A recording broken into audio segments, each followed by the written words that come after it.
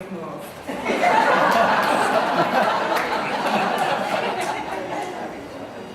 As many of you may know, Robert Burns had a great love for the lassies.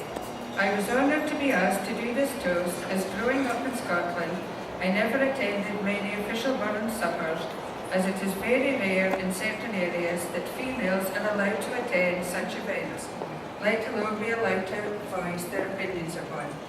So I thought this would be a great chance for me to have my rant.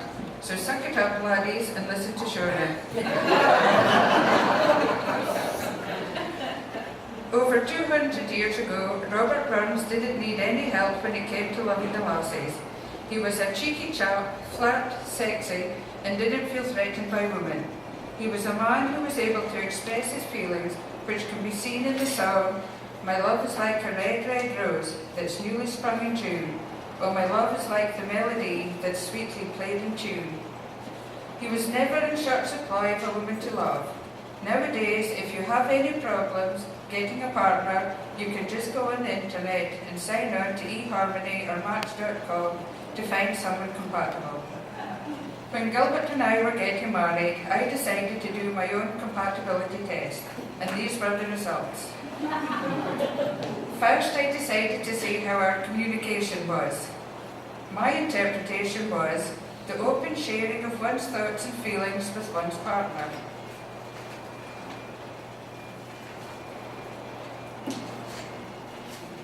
Gilbert's interpretation, leaving a note telling me he's away to the pub with his friends. Remote control. My interpretation was the gadget that you use to change the TV channel. Gilbert's interpretation, his device for scanning all 363 channels every 5 minutes. Vulnerable. My interpretation, fully opening emotionally to a friend. Gilbert's interpretation, playing rugby without a cup. Flatulence. My interpretation was an embarrassing byproduct of indigestion. Gilbert's interpretation, a source of entertainment, self-expression, and, in recent years, male bonding with Ross. Making love. My interpretation was the greatest expression of intimacy a couple can make. Gilbert's interpretation, call it whatever you want, let's just do it. After agreeing to do this toast, I scoured the internet to get hints, tips, etc. to help with writing this. And in doing so, I began to think that men are like computers. They have a lot of data, but are still clueless. A better model is always just around the corner. It is always necessary to have a backup. They'll do whatever you want if you push the right buttons. In order to get their attention, you have to turn them on. Big power surges knock them out for the night. And size does matter.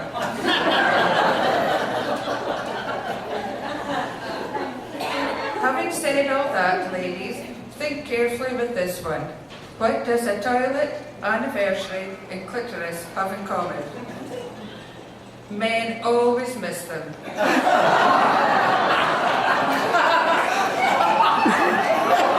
Sorry. Proving, as Robbie said, a man's a man for all that.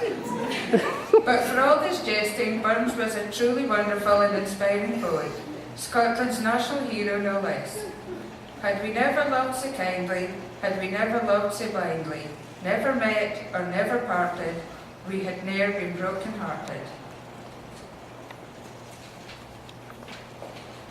Before I say my final words, looking around the room this evening, I can see many young couples, and I would just like to offer a little advice to my fellow lassies. Finding the right man in sex is like a game of bridge. If you don't have a good partner, you better have a good hand.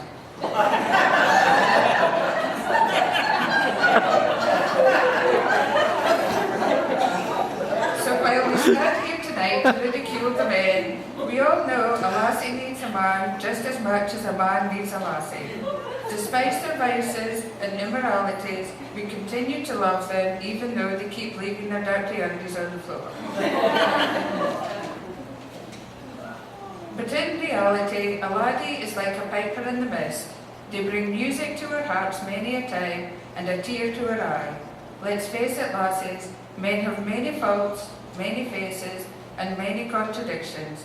But if we can find an honest one, we have done very well indeed. So lassies, please be upstanding and raise your glasses for a toast to the laddies.